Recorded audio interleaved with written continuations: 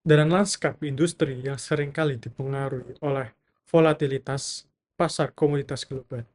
Peluang investasi terbaik seringkali tersembunyi pada perusahaan yang kokoh di pasar domestik, namun nilainya belum sepenuhnya dihargai oleh pasar. Hari ini, kita akan membahas secara mendalam tentang perusahaan PT Tunas Baru Lampung Tbk dengan kode saham yaitu TBLA.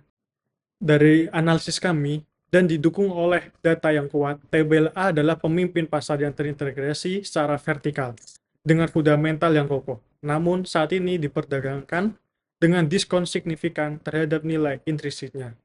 Kekuatan utama terletak pada permintaan domestik yang stabil, didorong oleh kebijakan transisi energi pemerintah dan posisi strategisnya di pasar gula nasional yang defisit. Berdasarkan analisis valuasi relatif yang kami lakukan, kami mengeluarkan rekomendasi beli untuk saham TBLA dengan target harga Rp1.045,34 per lembar saham. Target ini merepresentasikan potensi kenaikan yang signifikan, menandakan adanya peluang salah harga yang jelas bagi investor. Kenapa kami begitu yakin? Mari kita lihat arsitektur bisnis TBLA. Didirikan pada tahun 1973, TBLA adalah pemain utama di sektor agroindustri. Keunggulan kompetitifnya berasal dari model bisnis yang terintegrasi secara vertikal. Yang pertama di sini adalah operasi hulu, yang dimana TBLA mengelola perkebunan kelapa sawit dan tebu yang luas di Lampung, Palembang, dan Pontianak. Ini memberi mereka kendali penuh atas pasokan bahan baku, sebuah keuntungan strategis yang luar biasa. Selanjutnya di sini ada operasi tengah, yang dimana mereka memproses bahan mentah di pabrik CPO dan gula milik sendiri, memungkinkan kontrol kualitas dan efisiensi biaya. Yang terakhir di sini adalah operasi hilir, yang dimana produk setengah jadi kemudian diolah menjadi produk konsumen bernilai tambah, memungkinkan TBLA menangkap margin keuntungan yang lebih tinggi. Model ini secara efektif melindungi perusahaan dari fluktuasi harga komoditas dan daya tawar pemasok, dua risiko terbesar di industri ini. Perekonomian global menunjukkan tren pelambatan meskipun tetap pada level yang relatif tinggi. Beberapa faktor yang mempengaruhi kondisi ini antara lain yaitu dinamika negosiasi tarif resiprokal Amerika Serikat, ketegangan geopolitik di Timur Tengah, kebijakan tarif AS yang berdampak pada melambatnya ekonomi dunia, pertumbuhan ekonomi di negara maju yaitu AS, Eropa, dan Jepang yang menurun. Selanjutnya ada ekonomi Tiongkok yang melambat akibat penurunan ekspor ke AS. Selanjutnya adalah ekonomi India yang diperkirakan tumbuh baik didorong oleh investasi. Pertumbuhan Indonesia juga terdampak oleh kebijakan tarif AS dari ketegangan geopolitik global. Namun demikian, pertumbuhan ekonomi Indonesia ke depan diharapkan membaik, khususnya pada semester 2 tahun 2025, dengan proyeksi berada pada kisaran 4,6 sampai 5,4%. Bank Indonesia juga mendukung pertumbuhan ekonomi melalui berbagai kebijakan moneter, seperti penurunan suku bunga, pelonggaran likuiditas, insentif untuk mendorong kredit ke pasar prioritas, sinergi antara kebijakan moneter, fiskal, dan sektor real. Dan terakhir adalah program Astacita untuk mendorong pertumbuhan ekonomi.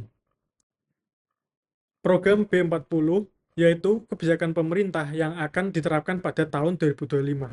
Ini mewajibkan campuran biodiesel berbasis sawit sebesar 40%. Ini akan menciptakan permintaan domestik yang masif dan stabil untuk CPO. Diperkirakan menyerap lebih dari 15 juta ton metrik per tahun.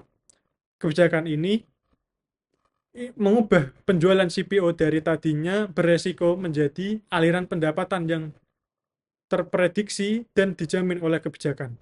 Yang kedua, peluang struktural di pasar gula.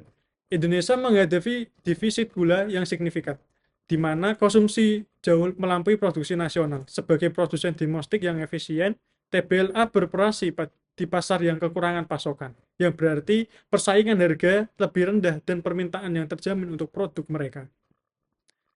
Selanjutnya di sini ada analisis 5 kekuatan Porter. Yang pertama ada ancaman pendatang baru, yaitu di analisis kami ancaman pendatang baru yaitu bernilai sangat rendah karena model yang dibutuhkan sangat besar. Selanjutnya di sini ada tawar pelanggan, yaitu dengan nilai yang sangat rendah karena pembeli industri membutuhkan pasokan yang konsisten. Selanjutnya di sini ada daya tawar masuk, yaitu memiliki nilai yang sedang namun dimitigasi oleh integrasi vertikal TBLA. Selanjutnya di sini ada ancaman produk substitusi, yaitu bernilai sangat tinggi. Ini karena ada tantangan utama bagi minyak sawit dan gula. Dan terakhir adalah rivalitas industri, yaitu bernilai sangat tinggi dengan banyak pemain besar yang sudah mapan. Disinilah letak kecerdasan strategi TBLA untuk melawan rivalitas yang tinggi dan ancaman substitusi. TBLA memfokuskan bisnisnya pada pasar domestik.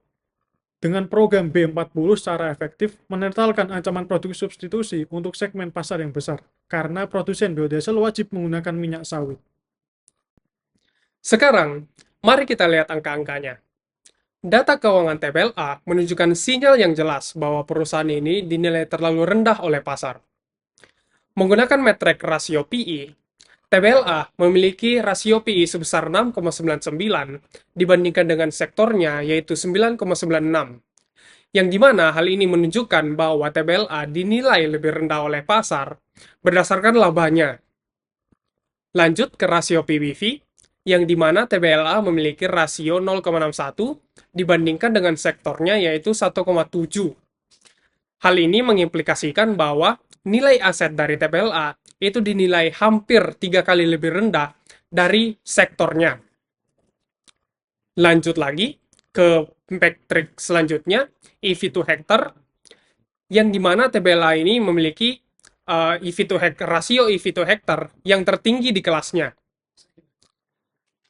Implikasi ini juga menunjukkan bahwa aset dari TBLA itu sangatlah produktif, namun pasar belum mengapresiasi aset tersebut. Kontradiksi ini sangat mencolok. Pasar memberikan diskon valuasi yang besar pada perusahaan, dilihat dari rasio PI dan PBV-nya, sambil mengabaikan kualitas dan produktivitas dari aset intinya, yaitu menggunakan EV to hektar rasio yang tadi. Ini adalah sinyal yang jelas dari kesalahan penetapan harga oleh pasar.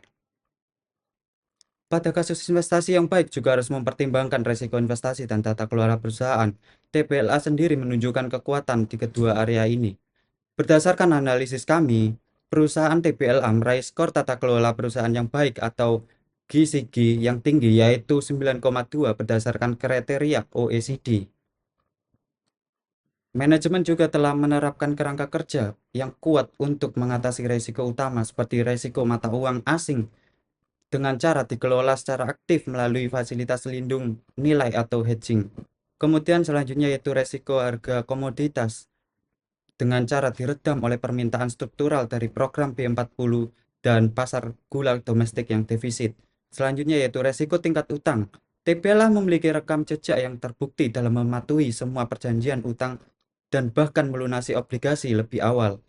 Resiko selanjutnya yaitu resiko ESG, diatasi dengan komitmen sertifikasi ISPO 100% dan investasi signifikan dalam teknologi hijau.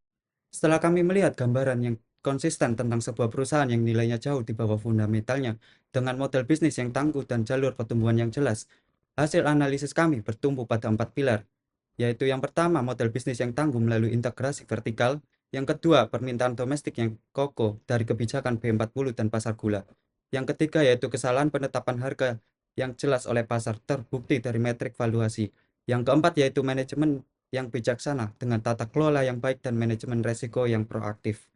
Oleh karena itu, kami menegaskan kembali rekomendasi beli pada saham PT Tunas Baru Lampung Tbk dengan target harga Rp1.045,34 per lembar saham.